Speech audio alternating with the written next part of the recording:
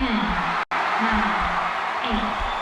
7, 6, 5, 4, 3, 2, 1.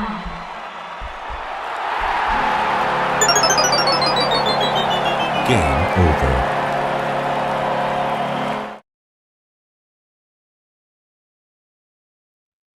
How goes it, everyone?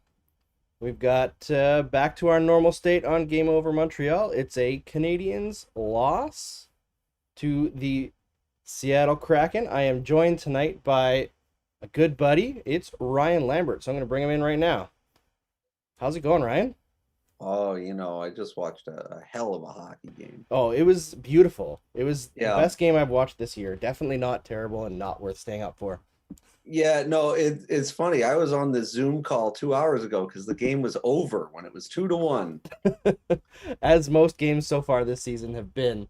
I'm for those who may be able to hear some background noise, I'm currently got some people hassling in the background here because I went to a good game earlier tonight. I went to the Canadiens women's soccer team, their celebration tour, and look at this. Got Julian McKenzie here, who watched the game with me. So hype for Julian coming up, but yeah, we went to the Canadiens women's national team. They played their celebration tour after winning the gold medal, which I know you're a big American sports fan there, Ryan. So I got to rub in a little bit that we finally beat the Americans there. Wow, you did it one time, first of One all. time. And second what? of all, One time is enough. That gimmick is over. We haven't been doing that bit for years now. You're throwing off my white balance. Eh?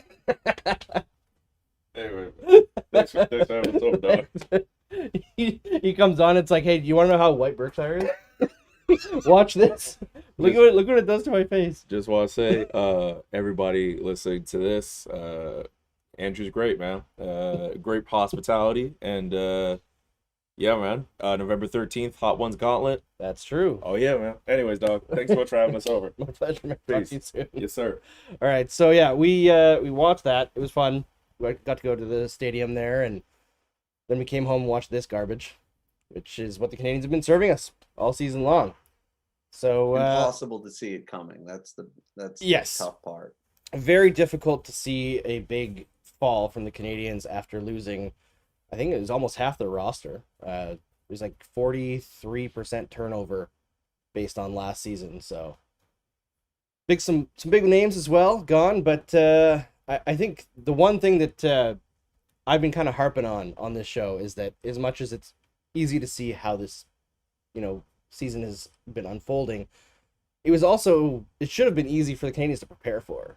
Not necessarily to replace Shea Weber, but to have a plan for his eventual retirement due to injuries, because who would have known more about it? I mean, yes and no, right? Like, where are you going to get someone to replace Shea Weber? You got 5 years. Jones? Yeah, but like try to get some draft picks in there, develop some players. I mean, but again, like that's the team trying to be like, well, we're going to be competing. We're not, like it's the same thing Chicago did, right? Where it's like we're gonna like rebuild on the fly. We're gonna be vaguely competitive, or that's what they said. It's not like they didn't have the draft picks the last few years. They just didn't turn them into anything. Yeah, well, that's kind of been one of the issues that they've had for 10 years now is developing players, and I guess you could say making picks as well, but it just hasn't been pretty from that side. Yeah, no, but that's my point, right? Like, this is a team that is always going to spend to the cap, which is good in theory, but then in practice, if you're not developing guys internally, right? The only person you're going to spend money on is like a 28-year-old guy who's fine. Yeah. Because the really good free agents very rarely make it to market. And there was one really good free agent this year in Dougie Hamilton. Yeah. And I guess it might have been hard to convince him to come back into Canada. I don't know what his preferences would be, but or the taxes in Quebec, like that's a tough thing. But I can't imagine New Jersey was a easy sell either. I know they've got an up and coming situation. $9 million. Yeah, and like the Canadiens could have done that too. But from what I heard, they didn't even Really? offer. Yeah. Well, I mean, that's also hockey brain, Yes. So what are you gonna do? I guess like you can't. Is Dougie Hamilton worth $9 million a year? Yeah, probably Right now. for the whole contract. Probably for the whole contract, or Yeah. thereabouts anyway. Like I think over the course of the 7 years, you're gonna get the $63 million in value. Maybe Yes, because he's the worth more first than year- 9 now. Correct. Whereas, like because this is the other thing that you can't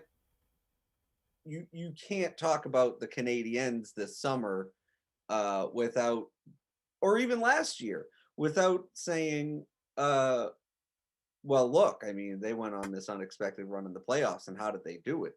They had 4 Shea Webbers back there. They were, they were. Oh, yes. All that bullshit. Can I swear on this? Sorry. Yes, you can. We are uncensored. yeah. I don't often, but it's a Yeah. late one, so let's swear as much as we want. Let's do it. Well, like I said, yeah, it was all smoke and mirrors, right? Like the run to the cup final, the smoke and mirrors. They played a team that like nobody was injured on, and got their heads caved in, right? Like that's what happened against Tampa, and anybody could have seen that coming. And like I guess they couldn't have planned for maybe this is the summer where Shea Weber can't play anymore. And they probably couldn't have planned for whatever's going on with Carey Price, or any number of other guys who are like not in the lineup right now, and some underperformance by guys like Cole Caufield. This guy's scoring so few goals. I'm calling him Cold Caufield. Okay, and yeah, like he was my pick to win the Calder this year. Yeah, mine too. I mean, it was between him and I had Spencer Knight up there. Zegras is up there too, but yeah, well, I mean, Knight was always how many games are they going to let him get into, and but Bobrovsky's been unbelievable this year, so I can't like blame Florida for sticking with the hot hand or whatever. But point being, like even if we said Montreal is going to be exactly as good as they were last year, which they weren't because, they replaced every player they lost with a slightly worse player. Yeah, a bargain store version of that player, right? Yeah. Like I like Dvorak, but I don't think he's as impactful as Danault. Yeah, of course he isn't. Nobody, like very few people in the league are at doing the thing Danault does. Yeah. Anyway. And so you go and Savard for Weber, go down the list, right? And so you're like, okay, well, they barely made the playoffs in a division with 7 teams, 2 of which were like among the worst teams in the league last season.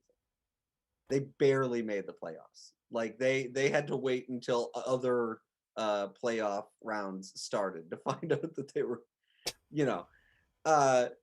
so you're like, okay, they're going to be exactly that good. Now they're in a division with Tampa, Boston, Florida, Toronto.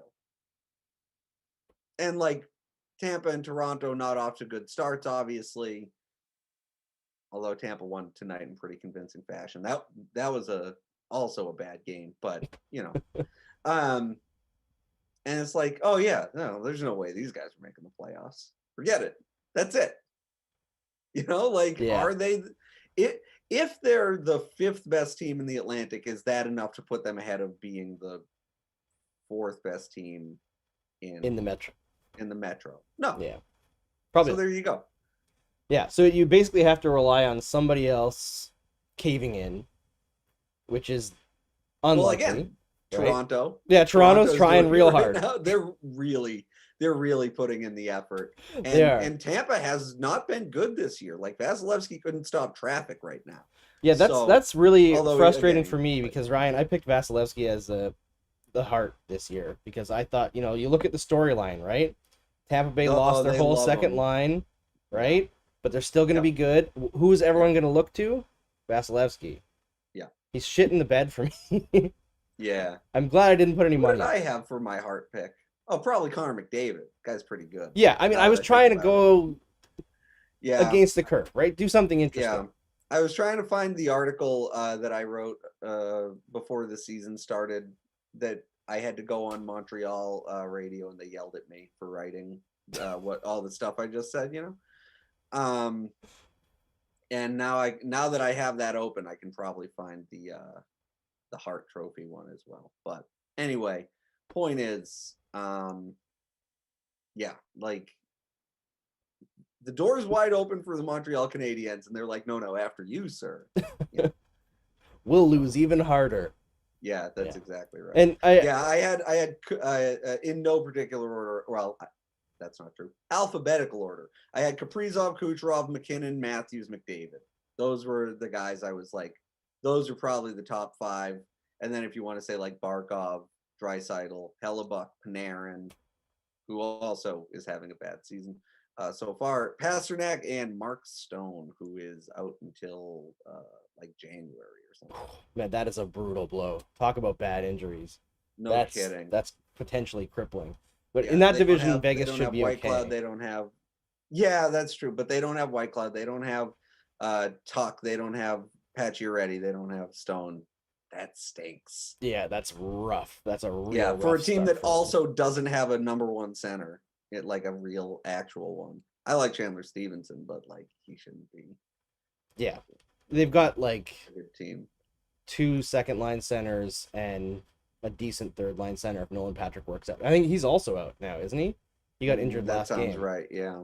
So they're in a rough spot. But I didn't watch their game tonight. I was otherwise engaged.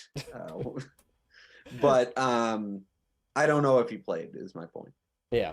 I mean, the funny thing about this month for the Montreal Canadiens, and I brought it up before, but I got to beat this dead horse a little bit, is that if you look at their schedule for the month of October, if they were going to make hay and kind of force themselves into the conversation in any month of the year, it kind of had to be this one. Yeah, So far played a lot they've of raw played teams. Yeah, I think they've played 2 teams that made the playoffs last year. Yeah. It's not good. They've got Yeah. the Sharks up next, who throttled them in Montreal. Well, And the Sharks I'm not look- super worried about they've lost the last 2 now. They lost tonight. They're bad. They're not a good team. I mean, they will be bad, but will they be as bad as the Canadiens? Is my question. Yeah, I think so. You know, they got to be in the business of just like juicing Tomas Hertl's power play minutes, like full 2 minutes every single power play. I need that guy putting up like, you know, in the first 20 games, I need him putting up 15 plus points, and then I need to trade him to like Boston or Vegas or somebody. Yeah. They that's probably won't definitely trade gonna him to happen. Vegas, like in division. They probably won't do that, but Yeah, we had a comment on the stream saying that the record so far isn't representative of the Canadiens. They're somewhere in the middle. Of course, it's not. No team in the NHL is bad enough to be 1-6 permanently. You know, like teams just don't bottom out that hard. well, let me direct you to the Arizona Coyotes. Okay, but Let's they're check out how trying they're to be doing. bad, right? They sure are, and they are succeeding. Yes, they are. The Arizona Coyotes can be that bad. The Buffalo Sabres of the last few seasons can be that bad. But I think this Canadiens team, I think it's a fair comment, and I think we also know that. We're not going to expect the Montreal Canadiens to be, what are they on pace for, like 10 wins this season? Like, Yeah, it's not going to be that bad. But no, but I they're think the 20th playoffs are in the out. league in 5-on-5 expected goals right now. Like, yeah, the They're playoffs are not. out. yeah, I mean, I guess you can do the math pretty quickly here. But they're 1-6, so they have 2 points from their first 7 games. That means they have 75 left. To get to 95 points, they would need 93 points from 75 games, and that is a pace for they need to play at 102 point pace for the entire rest of the season. Yeah, and I'm just not that's believing just that with this about- roster. Well, no, again, like there are very few teams that I would go, that's reliably a 102 point pace team over 75 games. Yeah. Like Tampa, Colorado, And again, these are teams that probably do have to play at about that pace to get to 95 because points. they've given all their had rough to the starts. season. So I guess you'd say the Canadiens are in good company, but Until you expand that to Arizona, right? Yeah, that's exactly right. But hey, you got all the fans in Montreal got to spike the football beating Detroit the other night. So Yes, big things so are exciting. happening. I think the thing that they're holding on to right now as a fan base is just that Toronto is just as bad, and that they also beat Toronto in the playoffs, which you get to hang your hat on until Cool. the Maple Leafs eventually find some playoff success, which probably will happen someday. But they're so in their own heads. I mean, it's not even that. It's just like Sheldon Keefe hasn't tried anything different, and he's all out of ideas. You know, it's the classic Simpsons joke where he's like, "Oh, what if I put Michael Bunting on the top line?" And it's like, "Yeah, you cracked it, buddy. You." I actually like that, to be honest, because Bunting brings a little bit of the style of play that Hyman did, yeah, so it makes I some understand. sense. Right, but like you would have said the same thing about Nick Ritchie, and that guy stinks. True. Yeah, So, I don't think Ritchie has like the closing speed that Bunting and Hyman have, though. Yeah, Like, no, to pressure plays. Yeah, But yeah, Ritchie has not worked out. I didn't think Ritchie would struggle this much. Like, I think he's a decent middle six winger. Yeah, they are putting him in a position where he can't succeed. That's true. Yeah. And so he's like, hey, this is Sheldon Keefe's like, hey, don't blame this on Nick Ritchie. And it's like, I guess I'll blame you then. Like, you're the one who keeps putting him with Matthews. So. Yeah. And you know what, we should say something know, positive about the Canadiens, because they did manage to good. Yeah, the which? The sweaters? The sweaters, yeah, they do look good. They're classic. This is it might be the first game of the season that they haven't a lot of power play. Their penalty kill this year is coming into this game, I think, was at like 55%, and they killed off, I think, 6 penalties in this game. So, you know, round of applause. Rushing to the mean, baby. They did something. They did something. Yeah, definitely some regression happening there, but it's once again not pretty. Yeah.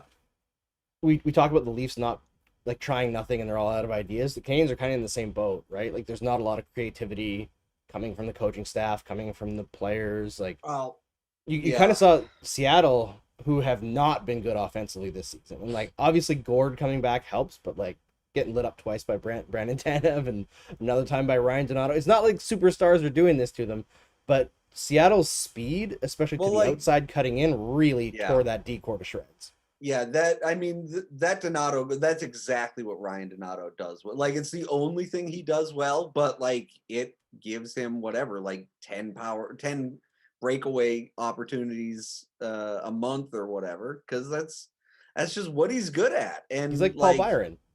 Yeah, and he's a guy who, you know, Seattle got him for basically nothing. I think, like, he wasn't their expansion draft pick. I think they just got him for like on a UFA deal, if I'm not mistaken.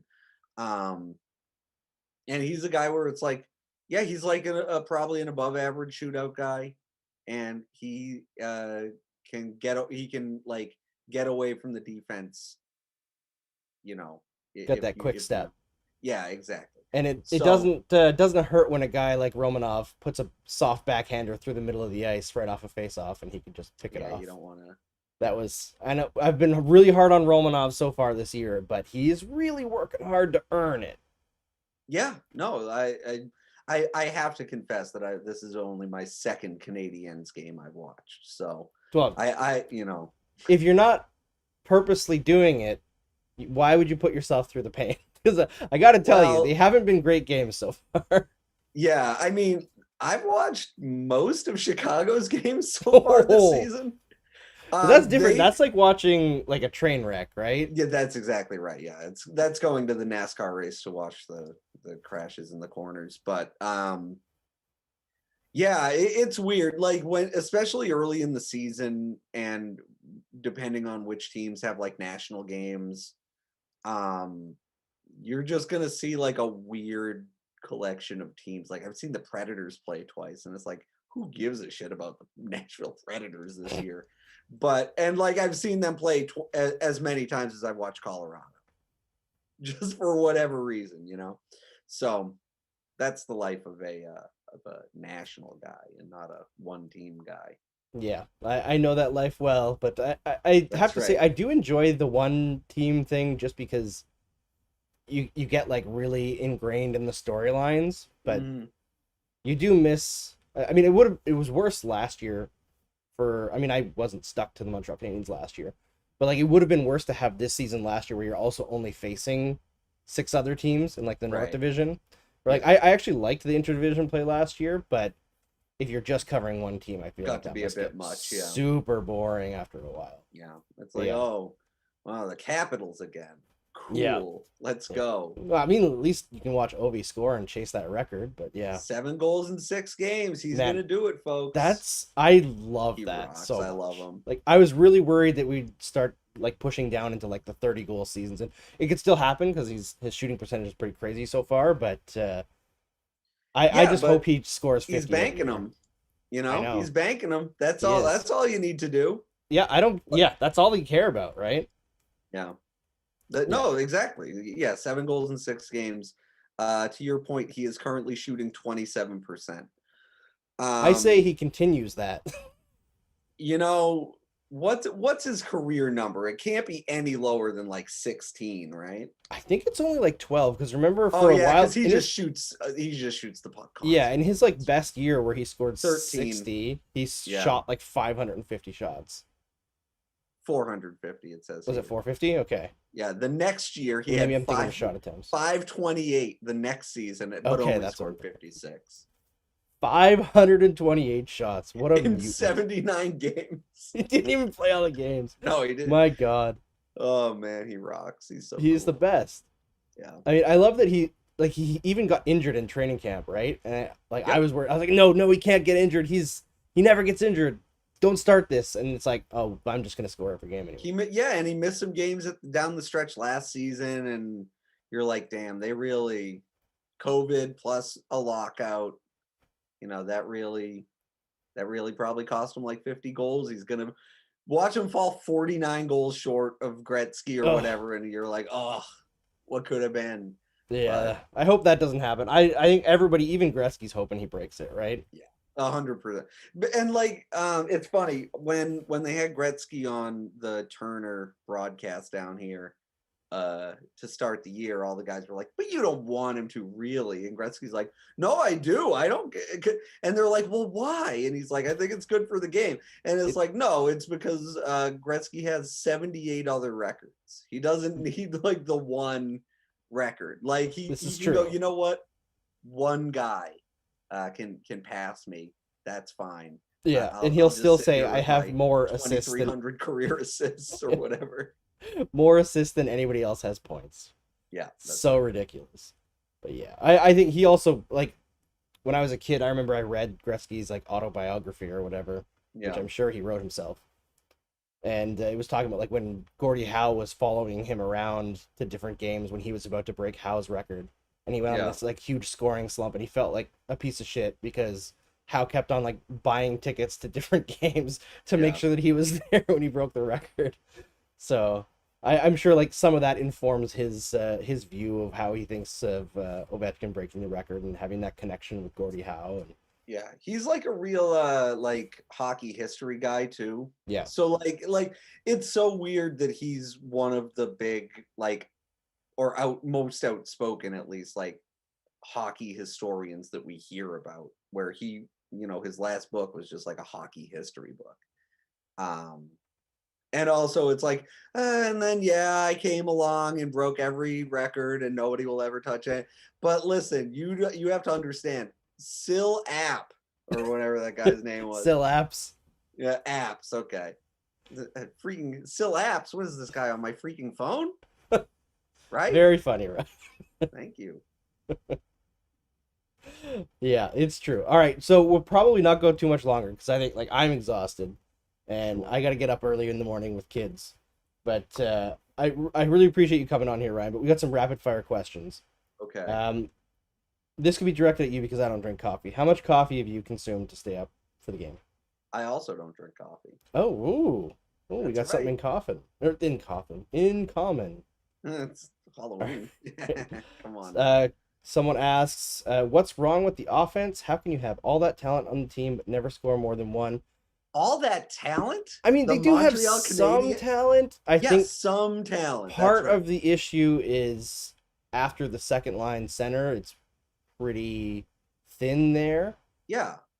And, it's you know, like- and I it's say like, that okay. after Perot just scored a hat trick, but I don't know. I think Suzuki is you're not big issue counting on right now. Perot to, yeah, for sure.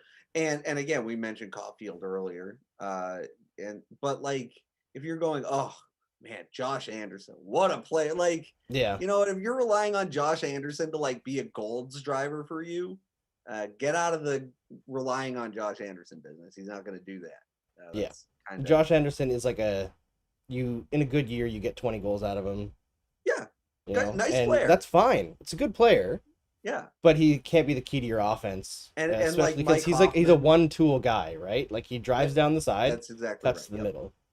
Yeah, and Mike Hoffman's the same way. They added him in the offseason because you need they needed to change the way the power play worked even with Weber healthy. They did. Because like just blasting it from the point is, and like Hoffman is legitimately a scary power play weapon in theory, right? Like that's what they brought him in to do for the Blues last year, and that's what he did. You know, it's the only thing he did, and it's the only thing he's done for years. But yeah, so like I don't know. I don't look at this like what do you think in the division, is this the fifth best forward group? I mean, I'd have to look at it. I think they're better than Ottawa, but Ottawa seems to use their forwards more efficiently, I'll say. Or at least allow their forwards more freedom to create. I think as much as there are roster issues here, and I don't think the 1 goal a game thing is sustainable by any stretch. Like they will score more than they have been scoring, but this team hasn't been a high scoring team for a very long time. Like forever. It's just not the way they are. They don't play a high flying style that caters towards offense. Like Nick Suzuki is struggling to start the season. Undoubtedly, he has like the new contract jitters. Like something's going on there. He feels too much pressure. He's not doing the right things. He's not playing smart in the offensive zone. He doesn't have Danault to take away the hard matchup for him. 100%. That's mainly what it is. But also, as a team at 5-on-5, they're shooting 5.5%. Yeah, but so, like I think they're going to score more goals. How many more? Well, I don't think you're going to like the answer. No, the answer is not going to be fun. But at the same time, I think that outside of the roster issues, there's also structural issues in just the way that they play, organizationally, not just the coaching staff, but from the top down, what they value doesn't translate to a lot of goals. So, like, I think you could, if this team scores at their expected rate this season, I think you could squeeze more of that with a different style of play without sacrificing too much defensively. Yeah. Because I don't think they're that great defensively either. Oh no, they're well, and that's the other thing is like another good example of this is like Tyler Toffoli, just a guy who like his whole career, like last year accepted, right? First year with a new team, he goes bonkers, right? But his entire career before that, he was a guy who underperformed because of expected goals. Yeah, pretty much, or like barely broke even, and like so you kind of. It was a little bit magic beans that first season, you know, like I don't know how reliable that's going to be going forward. But. Yeah, I don't think you can expect him to score at a 40-goal pace. I think if you get a really good year from Toffoli, he'll score like 25? Flirt with 30. Flirt 30? With 30. Yeah, maybe 30. Yeah. Yeah. I think you're looking at like 25 to 28 as like a normal shooting his average year for Toffoli in the role that he's playing. We got another question here. It was, do you think they should send Cole Caufield down to the Laval Rocket to get some confidence and protect him from the shipwreck? I don't think so. I think he's actually coming alive a little bit. I think the first few games were really rough. He was really overhandling the puck. I thought. Yeah, he had some moments. I think I was talking to a friend earlier in the evening, and they were saying like they think that Suzuki needs to simplify his game a little bit, but Caufield needs to complicate his game a little bit, do more of the things that he's really good at. And I can see that. I think that he's starting to do that. It's just in small sample sizes, sometimes things don't work for you. I know that TSN posted a list today of like all the players who like the number of scoring chances generated off of a zone entry, and Caufield was in the top 10 so far this season, which is interesting. Things haven't been going right for him, but I'm not worried Yeah, the about Cole puck's not Caufield. going in. I gotta look how much he's shooting the puck. He's I got don't think a 13 ton. shots on goal in 7 games at 5-on-5, and that is second on the team behind only Brendan Gallagher. Okay, it's not bad. So like you definitely want him shooting more, you know, and Yeah. 13 individual scoring chances. How about this though?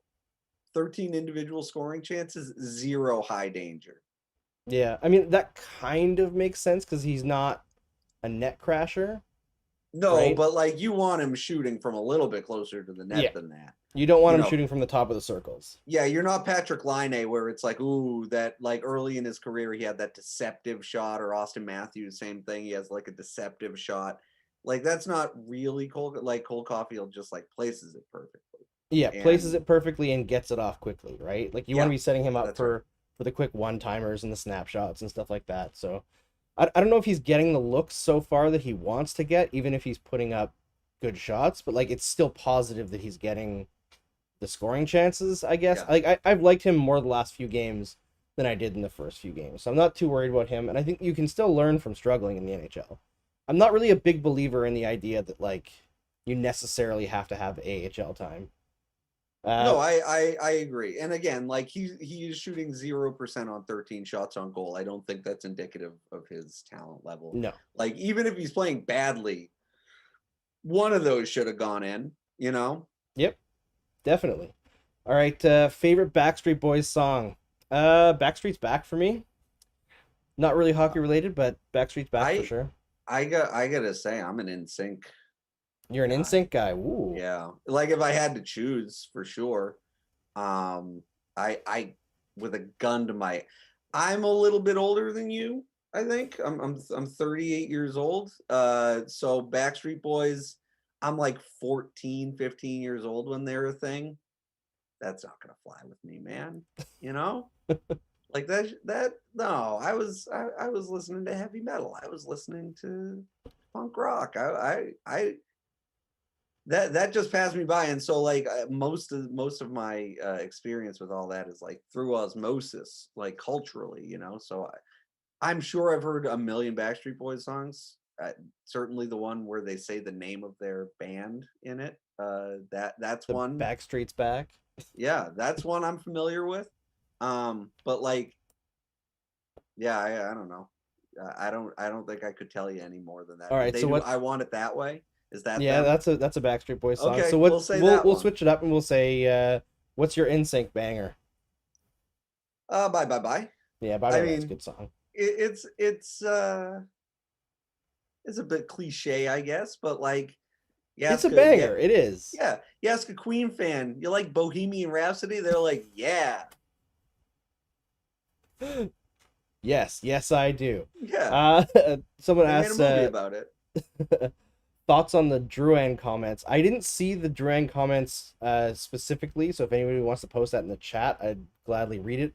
But I Is think this the one where he said Weber is retired? yeah, I think so. Like I only saw someone alluding to that.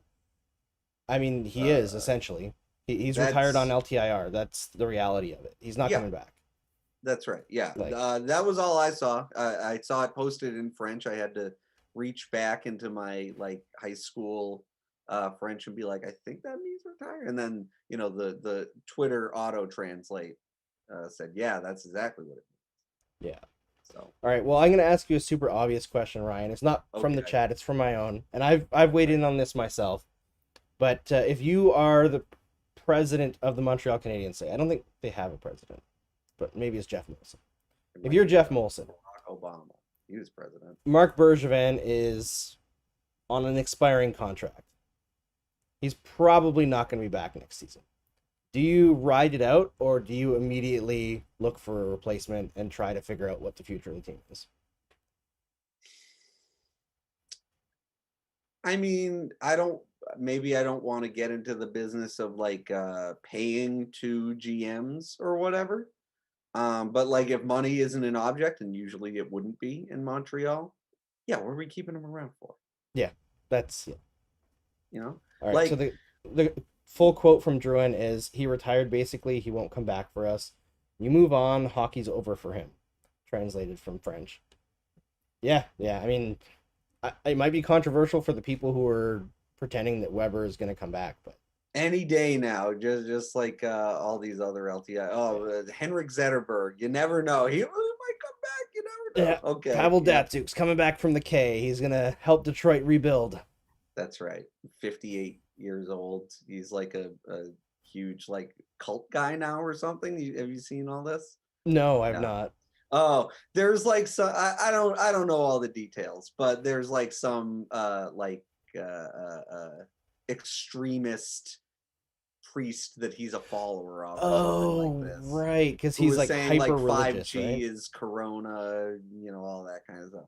I guess I don't know all the details, but I just remember seeing the headlines of like, you're not going to believe what Pavel did. And I was like, you know what? I didn't see that one coming. Somebody says Marian Gaborik skated last week. Yeah, that's right. Yes, Gaborik, man. That was a guy who was absolutely electrifying when he was healthy, but that was very rare. All right, I think we'll probably wrap it up, Ryan, because I'm sure Okay. you probably want to get to sleep as well. But thank you so Yeah. much for coming on. And before I let you go, plug all your stuff so people can find it where you are and patronize your work. Yeah, so I write for Elite Prospects at eprinkside.com. If you want to sign up for EP Rinkside, it's a subscription. Like I think we have some stories for free, like all those other sites that do the same thing do. But we're mostly behind a paywall. And if you want to sign up for a year's subscription, use the code ILOVEP, all one word, and you get 3 months for free tacked on to the sick. end of That's your. So it's more like a 15-month subscription. And then the Puck Soup podcast, wherever you get your podcast, you can get it there. We also have a Patreon, patreon.com/pucksoup, and you can get bonus episodes, and you can get Stick to Sports with me and Sean Gentili of The Athletic, where we don't talk about any sports stuff at all. That's why it's called that. We're going to talk about Dune a lot this weekend. That's Yes. occupying my mind. We got a few comments at the beginning of the stream asking about Dune, but I haven't seen it, and I know that if we get you going on it, you'll probably go for a while. So All I was night, like, baby. we'll ignore that for now. But I'm excited to see that flick because I'm Yeah, a it huge Denis rocked. Villeneuve fan. I also read the book several years ago or whatever. The book rocks. The movie is as faithful an adaptation as I think you can get on screen without Oh, nice. it being 12 hours long, So, yeah. See Dune. Also, I'll plug Dune, the number one movie in the world. Go to the theater. Support the big Yeah. blockbuster sci-fi pick. That's right. I saw it in IMAX, so. Nice. Yeah, I've heard that it's 100% worth going to see on the biggest screen with the biggest I can't sound system imagine. possible. I can't imagine watching it and the dogs walking back and forth. I'm looking at my phone. Don't do that to yourself. See the movie how it was intended to be seen. 100%. Let's all go to the theater. All right. Thanks, Ryan. Thanks for everybody who stayed up with us. Really appreciate people who actually tuned in to watch this post game after that game. True this late. sickos. Seriously. Truly sick Sick people.